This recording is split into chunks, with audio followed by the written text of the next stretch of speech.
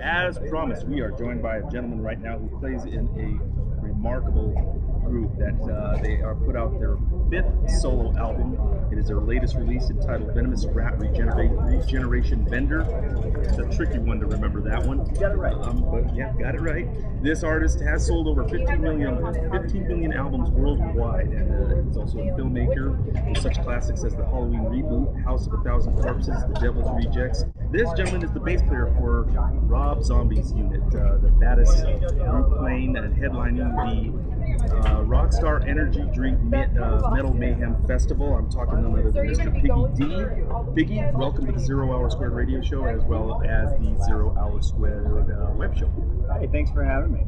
How's everything going? I know this is 6 dates into the tour, this mega festival that's going to go on all summer. How does it feel to be the headliners of this big festival? It's pretty cool. We did it 3 years ago with Korn. We were in a slightly earlier slot, so you know, it's nice to be the dudes on this one. But you know, we're trying to keep people entertained before they pass out from the heat and way too much beer. So. As I forgot to mention, we are also joined by Mr. Nathan Spon, who is from the Media Arts Collaborative Charter School, and I don't want to neglect to mention that because he's joining me on most of the interviews, and it's pretty awesome to have somebody from a charter school doing these interviews. So welcome, Nathan, as well. Thank you. So the title of the new album, Venomous Rat Regeneration Bender, is super excellent, and I was wondering if there is any particular story behind it. You know, I think there is a story. We're just not privy to it yet. He's got some kind of I formed my own opinions as to what it could mean and what it represents, but he's got some master plan. He's got some bizarro concept behind it that he hasn't let us know of yet, so I'll keep guessing. What are some of your favorites of Zombies films? All of them. I really liked all of them. I think if I had to pick one, it's probably going to be Halloween 2. After spending so much time with the guy the last 7 years, I kind of see more of his personality in that movie. Even though it's a pre-existing story, there's a lot of like subliminal stuff in that movie, and there's a lot of layers to that movie that I really feel represent him as a guy and stuff that's into. So that's my favorite. What would you say the creative process is for the band as a whole? You know, it's kind of all over the map. I mean, you know, we all kind of come up with our own costumes and our own looks and stuff like that. And the music, you know, kind of happens sporadically. Everybody, you know, brings in ideas for the record, so it's a very collaborative group, and it's a lot of fun being a part of it. If you were to be remembered for just one thing, what would you want it to be? I don't know. I'm kind of breaking new ground on this tour. I'm playing a giant inverted cross on the bass, which I've always wanted to do, and I never found anyone with the balls to do it before me, because I can't do it myself. So I think that's probably what I would be remembered for. Pretty much that. Nice. Thank you. Now, Piggy, everybody knows about Rob Zombie's history as a filmmaker, the music he's done with White Zombie, and this entire body of work. Let's get to know Piggy D. How did you get started? How old were you when you first started jamming? How did you get involved with Rob? Give us a whole bio about yourself. I've been playing in bands since I was 15, and I started like regional touring when I was like 17, 18. So it's been 20 years for me, roughly. I met Rob. I was a huge White Zombie fan. I saw the band so many times, and actually met him a few times when I was a kid. And you know, we living in LA, it's really a small town, and you know, we had mutual friends, and I made friends with his old bass player. We did some writing together, actually, for Rob before I was in the band. And he one day was like, "Hey, I'm gonna step down. Do you want to take over for me and play bass?" I'm like, "Yeah, sure." That's great. I already kind of knew the songs and was obviously a fan, familiar with what he was doing. So I was like, "Yeah, I can do this. This is easy." And it's been the most fun I've ever had. With as much accolades that Rob receives, the band, the success that they've had, do you kind of feel like you won the lottery getting to play with a band of this caliber versus, struggling like many of the bands that are out there, the smaller bands? And I mean that sincerely, that it's cool that, man, I wish I could have just, boom, been able to just jam with a band like Rob Zombie. That makes sense. You know what, man? It's like, it's funny how people perceive things, because it's actually, as I said, it's the easiest thing I've ever done. It's easy in the sense that I'm working with people that think like I do. And I got a lot of stuff out of my system when I was a kid. I was in party bands that would stay out all night talking to girls and doing drugs and drinking and all that stuff. The band does none of that.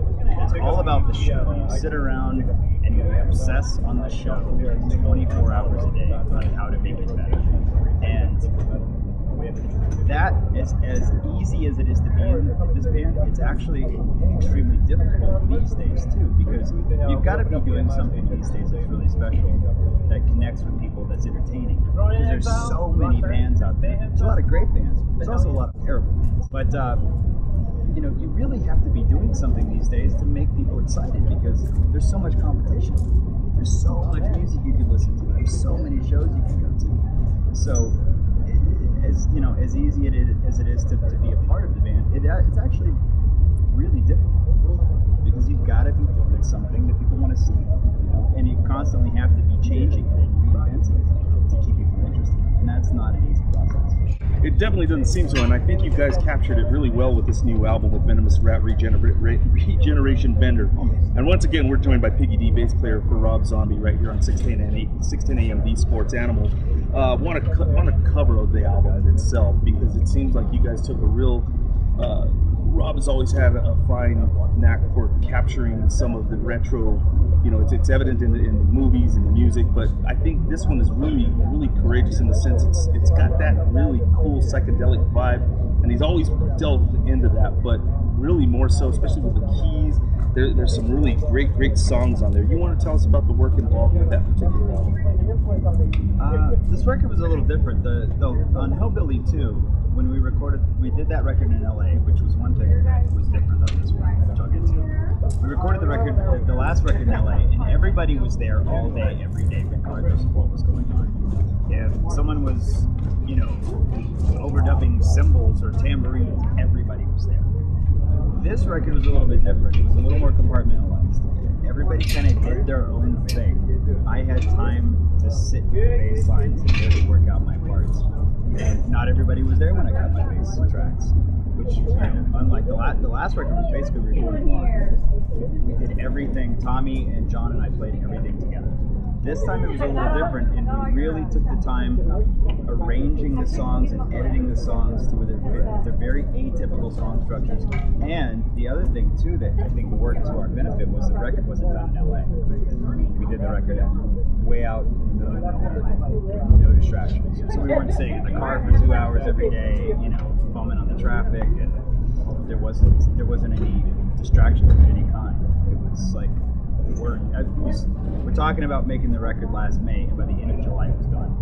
That's how fast it happened. And at the same time, way more thought went into the record. I commend you again for this album. It's really a fine release, and again, there's some parts I hear in there that are reminiscent of Deep Purple, even like the Crazy World of Arthur Brown and Aerosmith. So it's really, really cool. I want to read you a quote that Rob himself had said. He says, "I think for the first time, the new album perfectly merges the old days of White Zombie with the future of what I am doing now. I think fans of both will agree that this is the perfect combo of the two worlds." Quote unquote, and I think you answered it as well. That pretty much nailed it right there. That's exactly what he wanted to do, and he did it.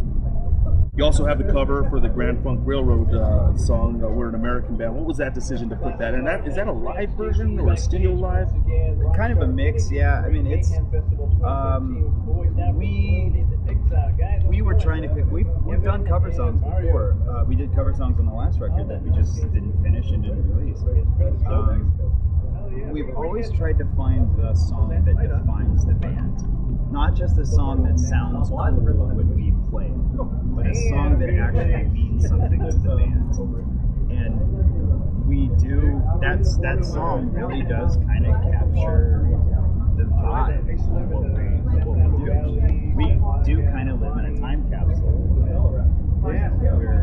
connected as we are with social networking and technology and everything, we do kind of feel like a band that's touring in the 70s, and we kind of act like that a little bit too. So the show especially is reflective of that.